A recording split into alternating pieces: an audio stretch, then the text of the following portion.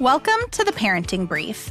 I'm your host, Jessica Stewart-Gonzalez, an Arizona working mom and program director for the Maternal Infant and Early Childhood Home Visiting Program at the Arizona Department of Health Services. We all have a million parenting questions. You are not alone. But don't worry, you've come to the right place. From pregnancy to toddlerhood, we are here to give you expert advice, helpful tips and tricks, and some assurance that you really are doing a great job.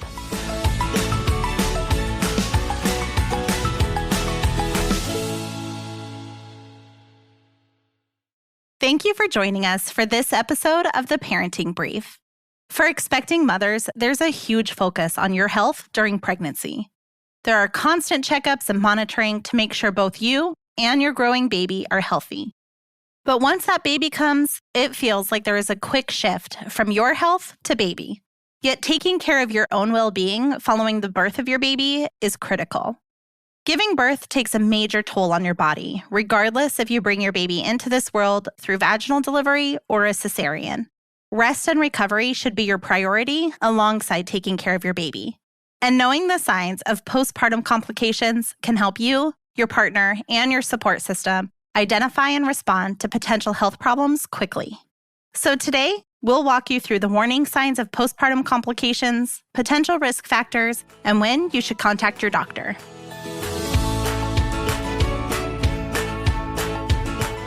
To help us understand postpartum warning signs and what new moms and their support people should be on the lookout for, I'm joined today by Heidi Christensen. Heidi is the Maternal Health Innovation Program Manager at the Arizona Department of Health Services. Thank you for joining us today, Heidi. Thank you. One of the confusing things about postpartum, at least for me, was that everything is a new experience. Even if you had more than one child, the experience is never the same.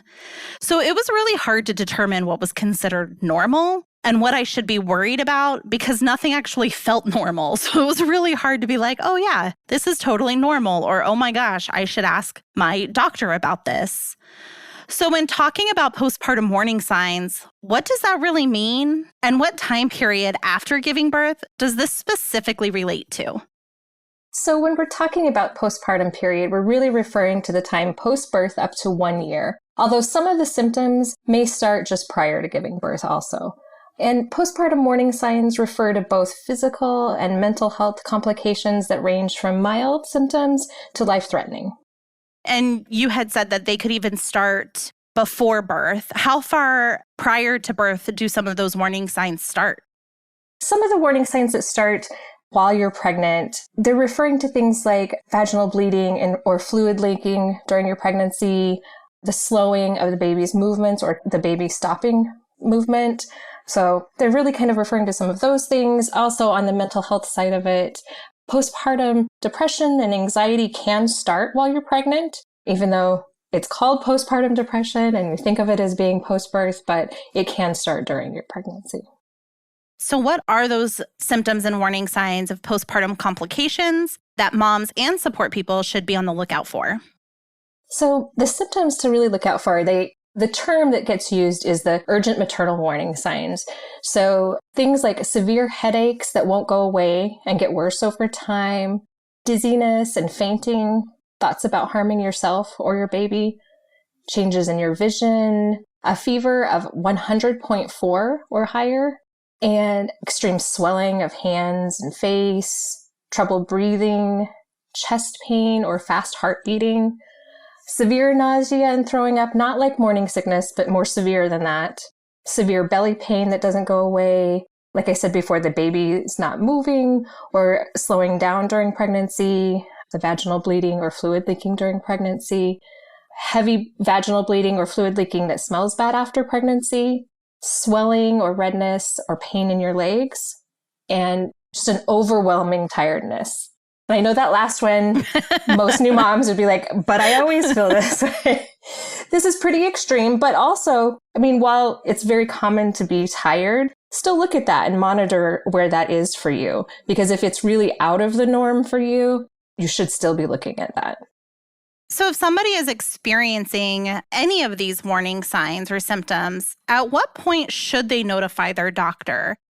That's a really great question. Some of the symptoms are definitely more urgent than others. So things like if you're having chest pain, obstructed breathing or shortness of breath, seizures, thoughts of hurting yourself or someone else, you really should call 911 or get yourself to the hospital as soon as possible.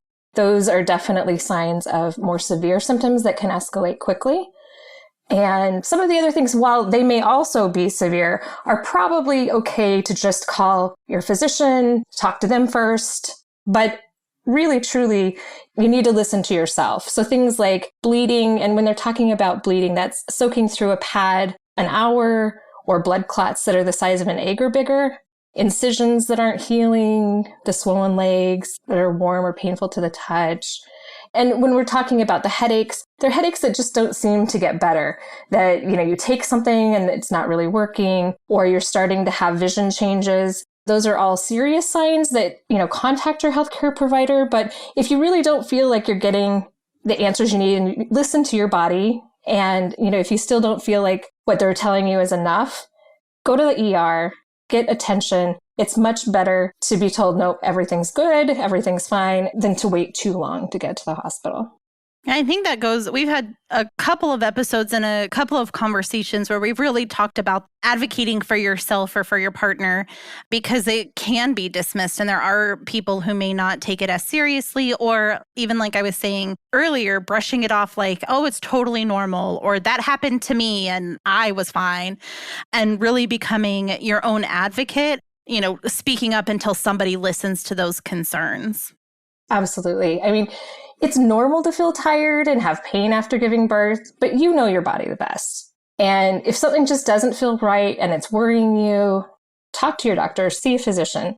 And you will probably get a lot of people telling you, oh, this is normal, but you know yourself. Advocate for yourself. And those who have friends and family who've just given birth, definitely be supportive of what they're saying, listen to her, and really help her advocate for herself also. So some of that, for a lot of mamas, as soon as that baby is born, that focus immediately goes from you and your care and your doctor's appointments all to the baby. And we talk about, tracking babies' feedings and diaper changes and sleeping. And I think what you had said in regards to even tracking mom and what's taking place there is equally as important. It doesn't need to all shift to that baby. So why is that care for mom so important? And if those signs are missed, what are some of those implications? Yeah, it's really important to help, because some of the things, like with pain in your chest and shortness of breath and breathing, those things might be minor, it might be nothing, but it also may be a sign that you have a blood clot in your lung, which is not uncommon after giving birth. The seizures can be things like eclampsia, and the bleeding may mean that you're having an obstetric hemorrhage. And those are just things that, they're little things that we don't think, oh, well, I'm supposed to bleed.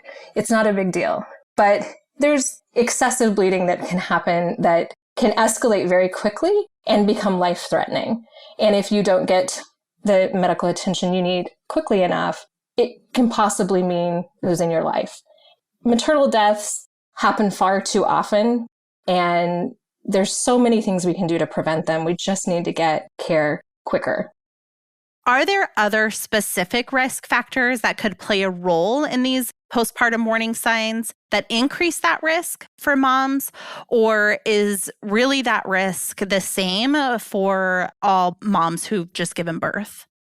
Well, any mom can have these symptoms, even if they are healthy and have no other complications prior to birth. You can still have complications. However, if you have a chronic condition, that does absolutely increase the likelihood that you may have complications after birth.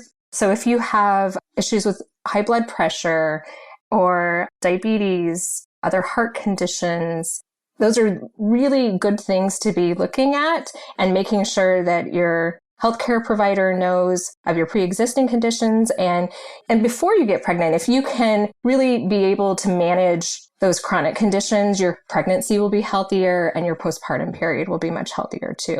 It doesn't mean you can do all the perfect things and still have complications, but your risk does go up if you have pre-existing conditions.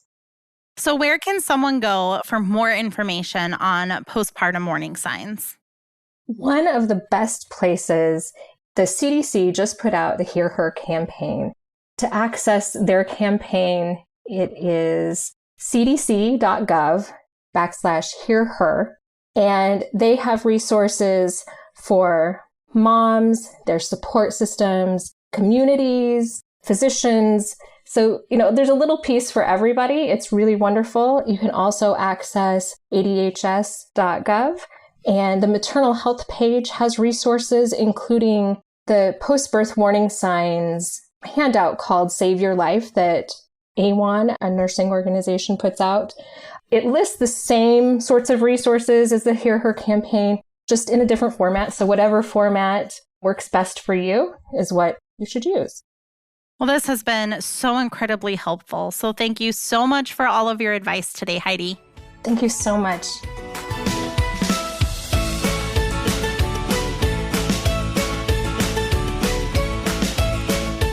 For helpful links and resources, check out the show notes for this episode. And don't forget to follow the Parenting Brief on your favorite podcast app. That way, you'll never miss a future episode.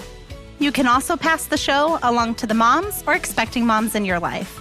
A little parenting help can go a long way. Until next time, this is Jessica. You've got this, Mom.